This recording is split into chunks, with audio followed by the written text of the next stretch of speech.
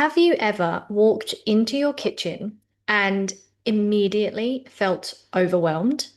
Not because you're hungry, not because you don't know what to make, but because the space itself feels noisy, cluttered, stressful, or exhausting. For many autistic adults, cooking isn't difficult because we don't care about food. Sometimes it's difficult because the kitchen itself creates sensory and cognitive demands before cooking even begins. Hi, I'm Dr. Jessica Bays. I'm a researcher in nutritional psychiatry, and I focus on how nutrition impacts mental health, particularly in autistic adults. When people talk about eating difficulties, they often focus on the food itself. But today I want to talk about something slightly different, the environment where food preparation happens. Because sometimes the most helpful change isn't changing what you're eating, it's changing the environment around eating. I think one of the biggest misconceptions is that if cooking feels difficult, we need to try harder. But often a better question is, what's creating that friction? For example, visual clutter, loud noises, unpleasant smells, difficult textures, too many decisions. If we can reduce some of those barriers, cooking may require less energy overall. The goal isn't necessarily to become a better cook. The goal is to make cooking more accessible. So, let's start with visual clutter. Research suggests that autistic individuals often process sensory information differently, and busy environments can increase cognitive load. For some people, a cluttered kitchen can feel like walking into a dozen competing demands all at once. You might see dishes, unopened groceries, appliances, utensils, or food packaging, and your brain is processing all of it before you've even started preparing food. So, some accommodations that may help include clearing a single preparation space, storing rarely used items out of sight, using baskets or containers to group items, keeping frequently used items easily accessible, or reducing the number of visible objects on the benches. Importantly, though, this isn't about achieving a perfect kitchen. It's about reducing visual noise. Now, sounds and noise can be another major source of overwhelm. Things like extractor fans, dishwashers, blenders, microwave beeps, clanging pans, or rattling cutlery can quickly add up.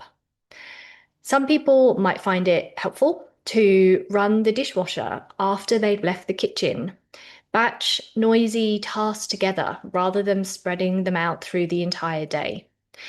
Prep vegetables away from the noisy appliances. Use headphones during food preparation. Add drawer liners to reduce cutlery noise. Place felt separators between pots and pans, or use silicone utensils rather than metal ones. Now, these may seem like small changes, but small sensory accommodations can have a surprisingly large effect. I also think it's worth talking about kitchen tools because some tools don't just save time, they reduce sensory and cognitive load.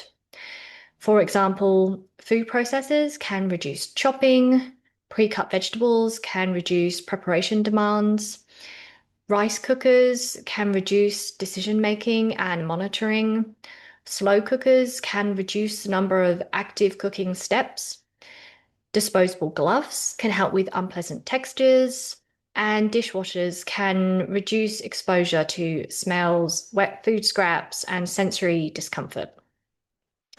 And I think it's important to say this too. Using tools and shortcuts is not cheating. Accessibility matters. One thing I've noticed in conversations with autistic adults is that sometimes people think they hate cooking. And while that certainly might be true, it could be that you don't necessarily dislike cooking itself, but you do dislike touching wet food scraps, scraping plates, emptying sink strainers, handling raw meat, dealing with strong smells, or washing dishes. These are very different tasks. And recognizing which specific task is difficult can help identify more targeted accommodations. I think this leads into something we don't talk about enough: asking for help. Sometimes the most effective accommodation isn't a new kitchen gadget, it's sharing tasks differently. For example, one person cooks, another person does the dishes, or one person prepares the ingredients, the other manages the cleanup. Many autistic adults have spent years trying to do everything themselves, but accommodations can include support from other people, and that's okay.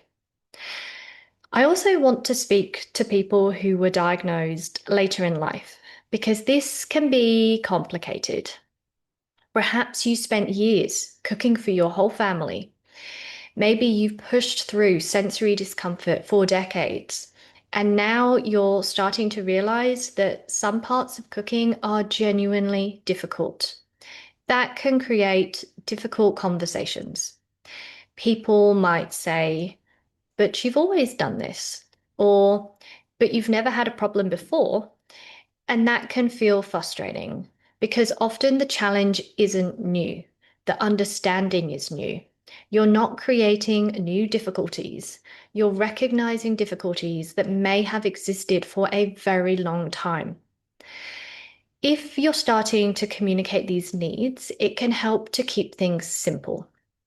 For example, you might try saying, "I find the dishwasher noise overwhelming," or "I'd be happy to cook if someone else handles the food scraps," or "I'm finding it helpful to make some sensory accommodations around the kitchen," or perhaps explaining, "Certain parts of meal preparation take more energy for me than people realize."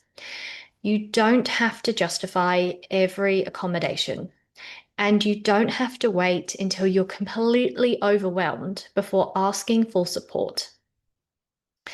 If cooking feels difficult, it doesn't automatically mean you need more motivation, better recipes, or stronger willpower. Sometimes it means the environment is creating unnecessary barriers, and small changes can make a meaningful difference. I'd love to hear from you in the comments. What's one kitchen accommodation that has genuinely helped you? You might find my other previous videos on cooking helpful as well. And if you're interested in more evidence-based neuroaffirming approaches to nutrition and mental well-being, please consider subscribing. Thanks for watching, and I hope to see you next time.